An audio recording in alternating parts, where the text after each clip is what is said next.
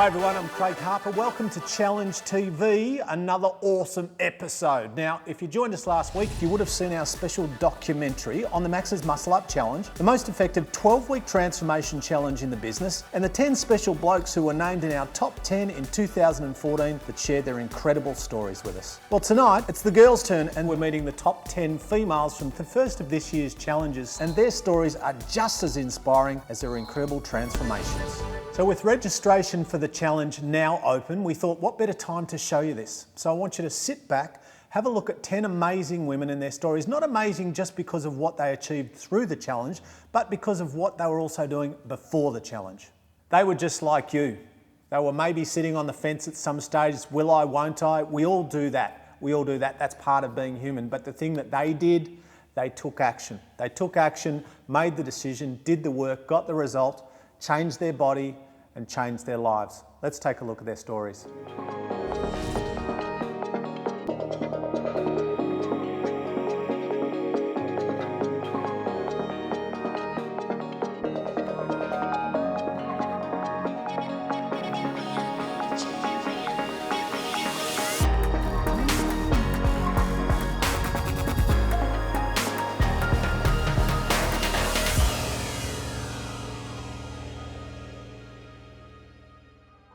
My name's Gemma Spowett. I'm 27 years old and I work as a Queensland police officer. My name's Bridie Millaju. I'm from Newcastle. I work in human resources and I'm married. My name's Justine. I'm from Perth, Western Australia. I'm a single parent of a 2.5-year-old boy who's the love of my life, and I'm also a part-time shift worker. I work in the health industry. I'm an after-hours clinical nurse manager. My name's Tanya Lowe. I'm from Mount Gambier. I have 3 children, 17, 15 and 13. I'm Danny. I'm from Lockwood South, Victoria. I'm married. I have 2 small children, both 5 and 8, a boy and a girl. My name's Stacey Turner. I live in Liverpool in the southwestern suburbs of Sydney. I'm a single mum. I have 2 beautiful children. I have a son, Seth, and a daughter, Ebony. My name's Jade Caddy. I'm 31 years old. I'm from a small city called Karratha. Been married for 3.5 years now. I have 2 beautiful boys and I have 2 beautiful stepdaughters aged 10 and 13. My name's Angela Wilkin-Eilers, 34 years of age. I live in Victoria near Wilson's Promontory and married with now 10-month-old little boy Henry. My name's Alison Trinder. I'm almost 38 years old and I'm married with 4 kids, 2 of my own, 2 stepsons, and we live in Victoria. My name's Diane. I live in Donvale in Melbourne. I have 4 children. The oldest is 25, second is 21, and I've got 18-year-old twins.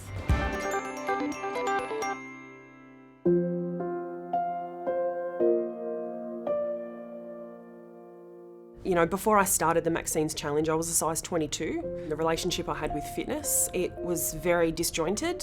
I would get excited and do something for a week, and then it would get too hard and I'd make excuses. And I had a very defeated and negative attitude. I stopped caring about my own appearance because I figured nobody would look at me anyway. I was depressed. I probably didn't want to admit that I was, and I will tell people that I was happy at that size. But I think deep down, I was angry all the time. I was cranky. I was taking it out on my partner. I was taking it out on my family, and I was taking it out on my kids. I think once I was in the triple digits, I think that's what made me think enough's enough. For 10 years I've battled with my weight since I had my son. I have to do something now.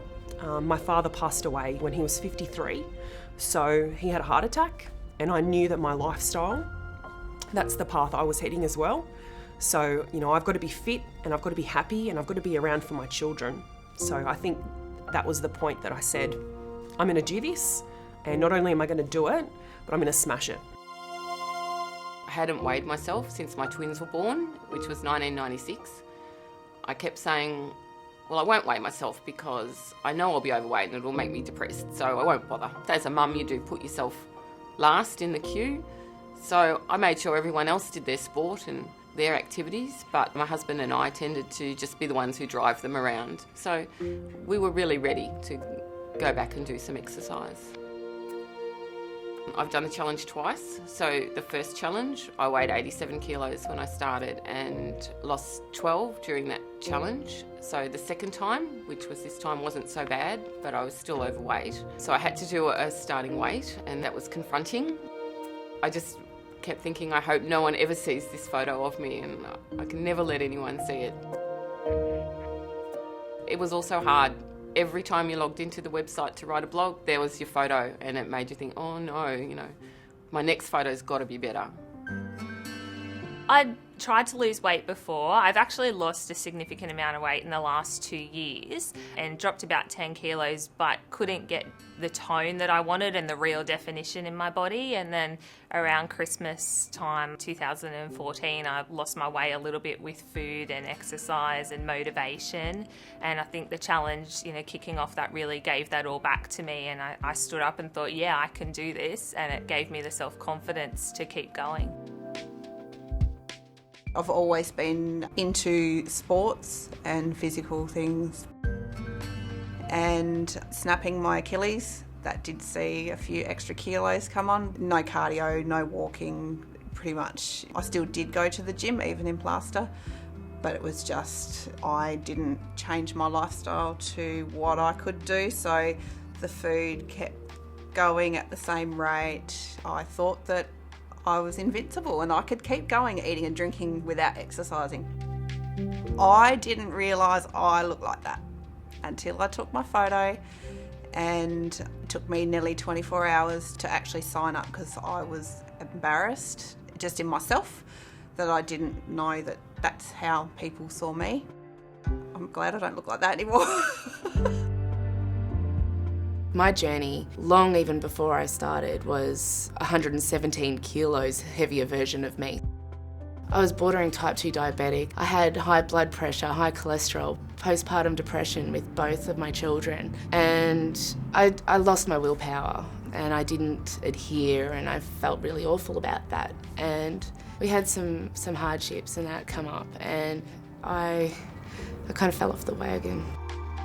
I knew that I had the confidence in the Maxine's programs to achieve results and really give it 110% this time round, because the person 16 weeks ago, in some sense, is completely polar opposite to now. I am not that person anymore. I've created a bit more of a better life balance. The old Jade was, not in a good place. I felt horrible. I'd sit on the couch and I'd eat a whole packet of chips. If I felt sad or depressed, I was like a bottomless pit. I used to hide all the wrappers from my husband. Yeah. Sometimes he'd catch them, like they'd be all beside the bed and he'd just shake his head. It was just a horrible cycle. Same old routine, and I'd wake up feeling yuck. The old Jade would have taken, I guess, the easy option, but I thought, no, I needed to be strong for this next chapter of my life. I had a pretty good pregnancy and didn't gain much weight, and then I gained at least 8 kilos after having my son, and I was the heaviest I've ever been, and it sort of just consumed me. I'd thought about my weight all the time and what I was going to do about it, and I was a new mum, so as most new mums I was pretty exhausted, sleepless nights and poor nutrition. Then before the challenge started, I lost my mum son after my mum had passed, and I think that was the catalyst for sort of my transformation, because she didn't really look after her health. And once I had my own family, it made me realise I really need to take care of myself, and I don't want to be in 5 years looking back going, oh, I let myself go, where did all that time go? And I want to be able to enjoy my family more. Pre-challenge and pre-baby, I was an active person, but once baby came along, I just couldn't get my physique back to pre-baby status. I was adapting to being a single parent and a part-time shift worker, and I just couldn't get it together. But as far as my exercise and my health went, it was like every time I was getting organised with my son, something would drop off, and then if I got organised with my health, then I wasn't focusing on work and I wasn't juggling all the balls at the same time. I'd always drop a ball. I just needed some me time, and I just couldn't work out how to find that time. I wasn't in the happiest place. I felt like I was stuck in a rut, that every day was sort of the same day, in and out, and I was last all the time. I wasn't prioritising anything for myself, so this challenge helped me to put myself first for once in a long time. It's hard to look back. I've always been medium to overweight, averaging, a size 14. I wasn't happy, and I, would avoid doing things with my family. I would miss trips to the beach, and my husband would take the kids down. I was too ashamed to get undressed even at the beach in front of my family. I was a pretty sad person, actually. I really hated myself.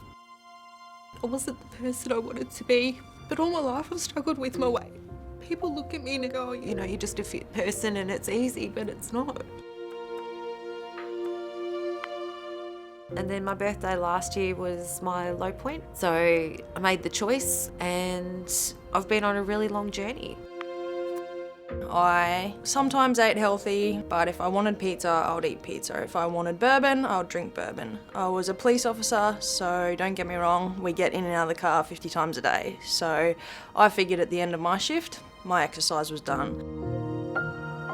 The term skinny fat has been thrown around in my life before. Well, that was me. If I had a bad day, if I had a frustrating day, I wanted to reward myself, and my reward was food, or bourbon, or beer, or whatever it might be, the flavour of the month at that point in time. I didn't consider myself to be an overweight person. I was relatively fit. I did do CrossFit and things like that. But in 2013, whilst behind a stolen vehicle, we communicated over the radio where we were and what we were doing. The stolen vehicle pulled to one side of the road and my partner and I parked in front of the vehicle. I wanted to arrest the driver. The driver drove his vehicle into my door. I was trapped in the doorwell. I was then reversed over and dragged for 30 metres. Broken back, broken neck. In fact, 13 vertebrae were affected. The doctors told me I probably wouldn't be a police officer again. And probably the worst part of it, my mind was broken. Bones and muscles heal, but I didn't think my mind ever would. I spent 3 months bedridden, but I was determined to stay a police officer and become fit and healthy. My friends and family would say to me, you used to challenge, used to take on whatever you wanted. This crash, it's changed you. And I realised that I needed to transform myself, not only to the person I was pre the crash, but to the person that I wanted to be, which was a better, fitter, healthier, stronger person.